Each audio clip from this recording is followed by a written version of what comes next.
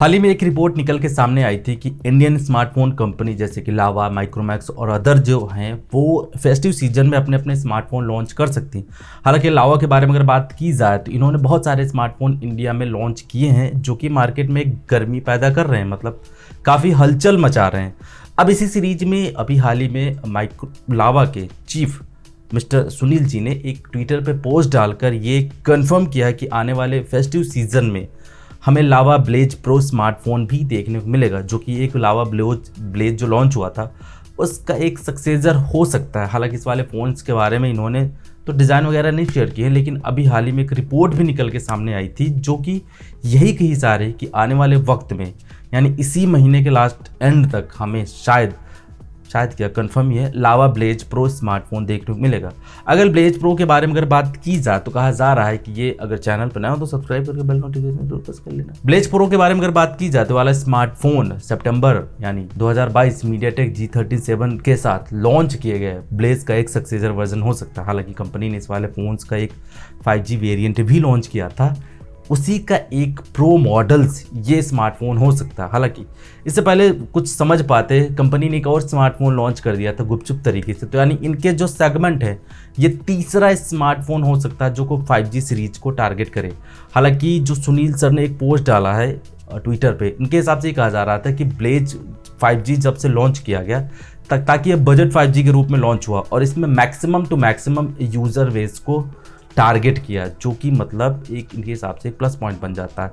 तो इन्हीं चीज़ को फोकस करते हुए ये स्मार्टफोन लावा ब्लेज प्रो 5G भी लॉन्च कर रहे हैं, जो कि जिसका प्राइस रेंज होगा वो लगभग हमें 15,000 से नीचे देखने को मिलेगा। हालांकि रैना ने एक चीज़ और नोटिसेबल बताई है कि ब्रांड इस साल के फेस्टिव सीजन में बहुत सारे स्मार्टफोन भी लॉन्च कर सकते हैं, तो मतलब लावा ब्लेज प्रो 5G के अलावा और भी स्मार्टफोन हमें देखने को मिल सकते हैं आने वाले कुछ दिनों में।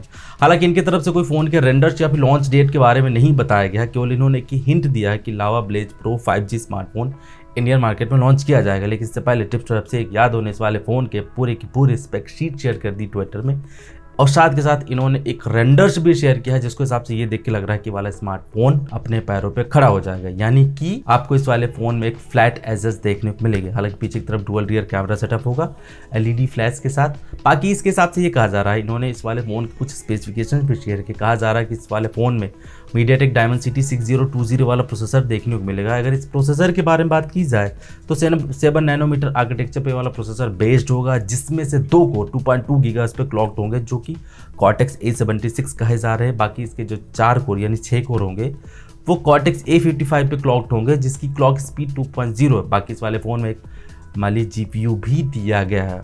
डिस्प्ले इन्फॉर्मेशन के बारे में कुछ चीज़ें नहीं निकल के सामने। हालांकि एक बहुत ही इंपॉर्टेंट पॉइंट निकल के सामने है, वो है इसके कैमराज।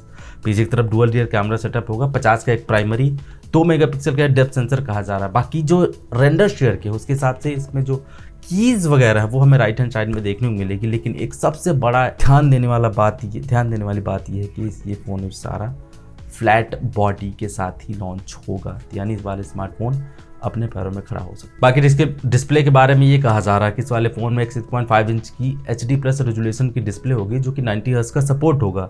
साथ के साथ मीडियाटेक डायमेंसिटी 6080 वाला प्रोसेसर देखने को मिलेगा।